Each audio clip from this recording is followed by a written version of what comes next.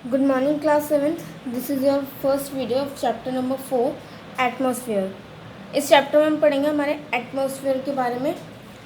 The atmosphere is a thick gaseous envelope which surrounds the earth from all sides and it attach to the earth surface by gravitational force. देखो, जो atmosphere होता है वो क्या होता है, वो हमारे अर्थ के चारों ओर की जो लेयर होती है ना, उसको बोलते हैं एटमॉस्फेयर. और ये जो होता है ये किसके अर्थ के सरफेस पे गुरुत्वाकर्षण मतलब कि ग्रेविटेशनल फोर्स के थ्रू आता है. The atmosphere is a very significant component for the biospheric ecosystem as life on the earth is only possible due to it.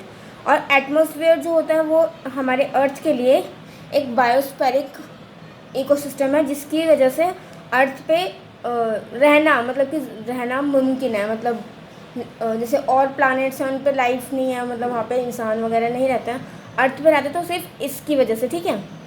It produce necessary gases for the substances of life and also filters the incoming solar radiation that दस preventing the ultraviolet solar waves from reaching the earth's surface and also protects the earth from becoming too hot. और ये क्या होते हैं, ये बहुत ही necessary gases होती हैं, मतलब बहुत ज़रूरी गैस होती है ये वाली हमारी लाइफ के लिए भी. और जो जो सूरज से जो रेडिएशंस आती हैं उनके लिए भी, जो अर्थ जो मतलब हीट होता है उसके लिए भी बहुत इम्पॉर्टेंट होती है जो गैसेस होती हैं. और it moderates the temperature of the earth surface. और ये जो अर्थ का जो टेम्परेचर होता है ज़्यादा गर्म या कम, वो इसके बेस पर मॉडिफाई होता है. ठीक है. The atmospheres extend from the surface of the earth to a height of एक्सप्रोमेटली 1600 kilometre where it merge into space.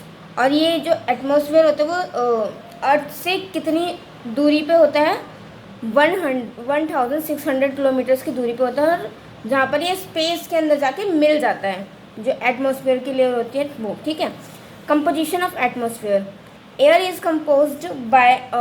composed of nitrogen, oxygen and argon which constitute the major gases of the atmosphere. अब atmosphere की जो air होती है, जो मतलब उसमें क्या क्या कौन कौन सी गैसेस होती हैं जो एटमॉस्फेयर बनाती हैं, नाइट्रोजन, ऑक्सीजन और argon.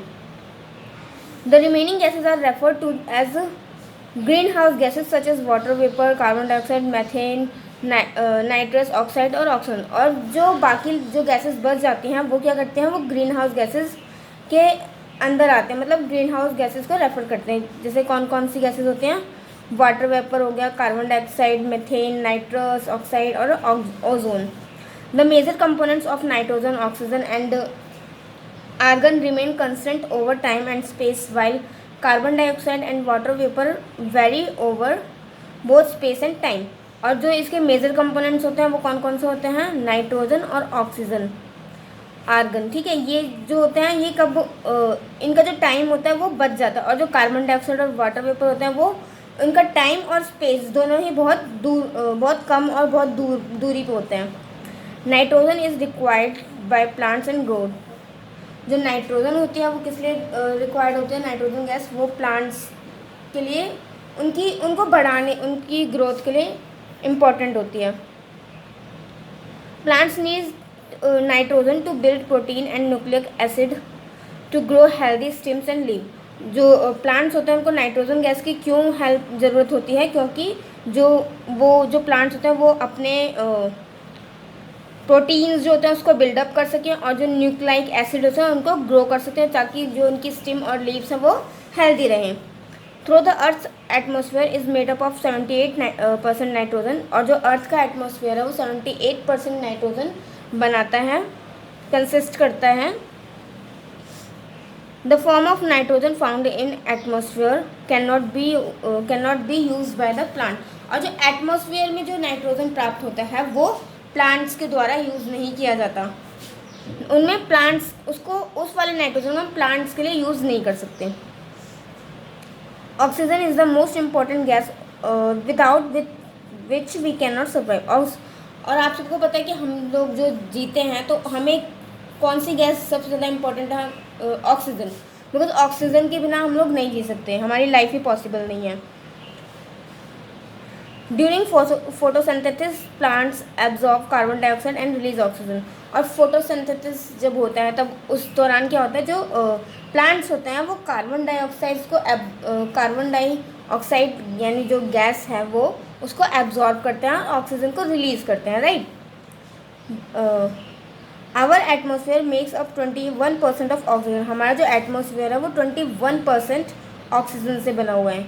Oxygen is exchanged between the atmosphere and life through the process of photosynthesis and respiration.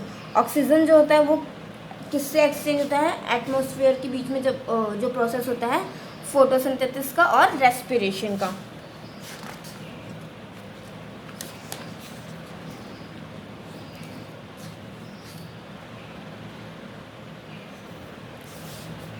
Carbon dioxide in an important gas, green house gas. जो कार्बन डाइऑक्साइड होते हैं वो ग्रीन हाउस गैस के लिए बहुत important होती है।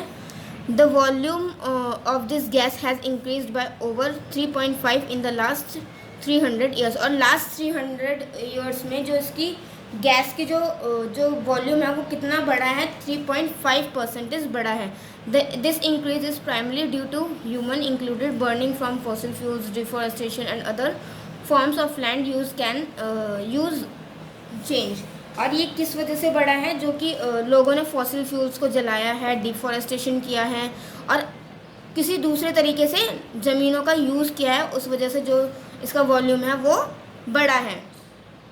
The human cause increase in it concentration in the atmosphere has strengthened the green house effect and has contributed to the global warming over the last 100 years. और इसका ये जो human जो होते हैं वो जो गैसेस प्रोड्यूस करते हैं उसका मतलब उसका बहुत नुकसान होता है एटमॉस्फेयर पे, जिसकी वजह से क्या जिसकी वजह से ग्रीन हाउस पर क्या इफेक्ट पड़ रहा है, लास्ट 100 ईयर से ग्लोबल वार्मिंग बढ़ रही है। नेक्स्ट है हमारा स्ट्रक्चर ऑफ द एटमॉस्फेयर। अब हम पढ़ते हैं एटमॉस्फेयर के स्ट्रक्चर के बारे में।